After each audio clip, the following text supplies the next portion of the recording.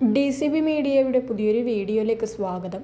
പുതിയ സാമ്പത്തിക വർഷം ആരംഭിക്കുന്ന ഏപ്രിൽ 1 മുതൽ വിവിധ മാറ്റങ്ങളാണ് ബാങ്കിംഗ് മേഖലയിൽ നടപ്പിലാക്കുന്നത്. ബാങ്ക് അക്കൗണ്ടുള്ള എല്ലാവരും അറിഞ്ഞിരിക്കേണ്ട പ്രധാനപ്പെട്ട ഇൻഫർമേഷനുകളാണ് വീഡിയോ വഴി ഷെയർ ചെയ്യുന്നത്.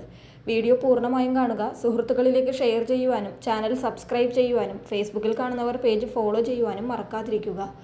ആദ്യത്തെ അറിയിപ്പ്, സാമ്പത്തിക തട്ടിപ്പുകളിൽ നിന്ന് സംരക്ഷണം ഉറപ്പാക്കുന്നതിന് ഏപ്രിൽ 1 മുതൽ ഓൺലൈൻ ഇടപാടുകളിൽ മാറ്റം വരികയാണ്.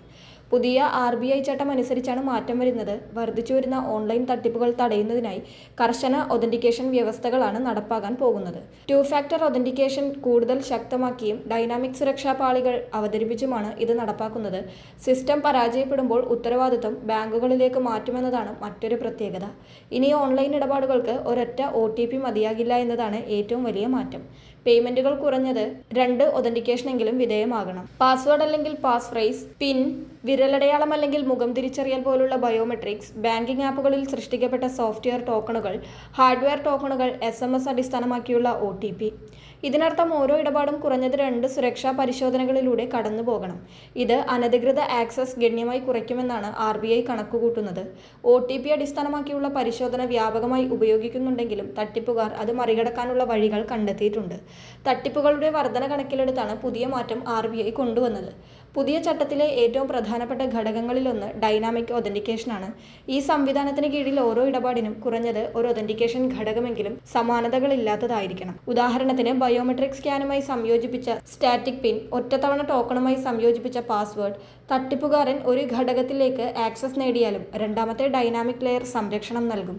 അതുവഴി അനധികൃത ഇടപാട് ബ്ലോക്ക് ചെയ്യാൻ സാധിക്കും. ഇത് അനധികൃത ഇടപാടുകളുടെ അപകട സാധ്യത ഗണ്യമായി കുറയ്ക്കാൻ സഹായിക്കും. രണ്ടാമത്തെ അറിയിപ്പ് സ്വർണ്ണപ്പണയവുമായി ബന്ധപ്പെട്ടതാണ്. ഏപ്രിൽ 1 മുതൽ സ്വർണ്ണപ്പണയം സംബന്ധിച്ച റിസർവ് ബാങ്കിന്റെ പരിഷ്കരിച്ച ചട്ടം പൂർണ്ണതോതിൽ പ്രാബല്യത്തിലാകും. 2.5 ലക്ഷം രൂപ വരെയുള്ള വായ്പകൾക്ക് പണയം വെച്ച സ്വർണത്തിന്റെ മൂല്യത്തിന്റെ 85% വരെ വായ്പയായി ലഭിക്കും. 2.5 ലക്ഷം മുതൽ 5 ലക്ഷം രൂപ വരെ 80%വും 5 ലക്ഷത്തിന് മുകളിൽ 75% എന്ന പരിധിയും ബാധകമാകും. മൂല്യം കണക്കാക്കുമ്പോൾ മുതലിനൊപ്പം കാലാവധി പൂർത്തിയാകുമ്പോൾ അടയ്ക്കേണ്ട പലിശയും കണക്കാക്കും. ഇങ്ങനെ കണക്കാക്കുമ്പോൾ വായ്പയായി ലഭിക്കുന്ന തുകയിൽ കുറവുണ്ടാകും. അടുത്തത്, സീറോ ബാലൻസ് അടിസ്ഥാന സേവിങ്സ് അക്കൗണ്ടുകൾക്ക് ഇന്റർനെറ്റ്, മൊബൈൽ ബാങ്കിംഗ് സൗകര്യങ്ങൾ ഏപ്രിൽ 1 മുതൽ ലഭ്യമാകുമെന്നതാണ്. വാർഷിക ഫീസില്ലാതെ ATM കാർഡ്, പ്രതിവർഷം 25 ലീഫുള്ള ചെക്ക് ബുക്ക്, ശാഖകളിലും CDMകളിലും പരിധിയില്ലാതെ പണം നിക്ഷേപിക്കാനുള്ള സൗകര്യം എന്നിവയും ഒരുക്കും. സൗജന്യമായി ATMലൂടെ 4 തവണ പിൻവലിക്കാം. ആവശ്യമുണ്ടെങ്കിൽ ബാങ്കുകൾ ക്രെഡിറ്റ് ഗ്യാരണ്ടി സ്കീമുകളും ഈ അക്കൗണ്ടുകളിൽ ലഭ്യമാക്കും. അതോടൊപ്പം സഹകരണ ബാങ്കുകളിൽ 5 ലക്ഷം രൂപയിൽ താഴെയും മറ്റ് ബാങ്കുകളിൽ 15 ലക്ഷം രൂപയിൽ താഴെയുമാണ് മരിച്ച വ്യക്തിയുടെ അക്കൗണ്ടിലെ ബാലൻസ് തുകയെങ്കിൽ നോമിനിയോ ജോയിന്റ് അക്കൗണ്ട് ഹോൾഡറോ ഇല്ലെങ്കിലും അധിക രേഖകൾ നൽകാതെ അവകാശികൾക്ക് പണം ക്ലെയിം ചെയ്യാം. തുക അധികമാണെങ്കിൽ നിശ്ചിത രേഖകൾ നൽകണം. കൃത്യമായ രേഖകൾ നൽകിയാൽ 15 ദിവസത്തിനകം തുക കൈമാറും. അതോടൊപ്പം ATM ഉപയോഗവുമായി ബന്ധപ്പെട്ട അറിയിപ്പുകളും വന്നിട്ടുണ്ട്. UPI വഴി ATM കാർഡ് ഇല്ലാതെ പണം പിൻവലിക്കുന്നത് ഇപ്പോൾ ജനപ്രിയമാണ്. എന്നാൽ ഏപ്രിൽ 1 മുതൽ HDFC ബാങ്ക് ഇതിന്റെ സൗജന്യ ഉപയോഗത്തിന് നിയന്ത്രണം കൊണ്ടുവന്നിരിക്കുകയാണ്. അതായത് 1 മാസത്തിനുള്ളിൽ നിശ്ചിത എണ്ണം സൗജന്യ ഇടപാട് കഴിഞ്ഞാൽ പിന്നീട് ഓരോ തവണയും UPI വഴി പണം പിൻവലിക്കുമ്പോൾ 23 രൂപ വീതം ചാർജ് നൽകേണ്ടി വരും. ബന്ധൻ ബാങ്ക് മെട്രോ നഗരങ്ങളിൽ 3 തവണയും അല്ലാത്തിടങ്ങളിൽ 5 തവണയും മാത്രമേ സൗജന്യമായി പിൻവലിക്കാൻ അനുവദിക്കൂ. അക്കൗണ്ടിൽ പണമില്ലാത്തത് കാരണം ATM ഇടപാട് പരാജയപ്പെട്ടാൽ 25 രൂപ പിഴയായി നൽകണം. കൂടുതൽ ബാങ്കുകൾ ഈ രീതി പിന്തുടരുമെന്നാണ് അറിയുന്നത്. 2026 പുതിയ ബാങ്കിംഗ് മാർഗനിർദ്ദേശങ്ങൾ പ്രകാരം ഡിജിറ്റൽ ഇടപാടുകളിലെ സുരക്ഷാ വീഴ്ച സാങ്കേതിക തകരാറുകൾക്കും ബാങ്കുകൾ നേരിട്ട് ഉത്തരവാദികളായിരിക്കും.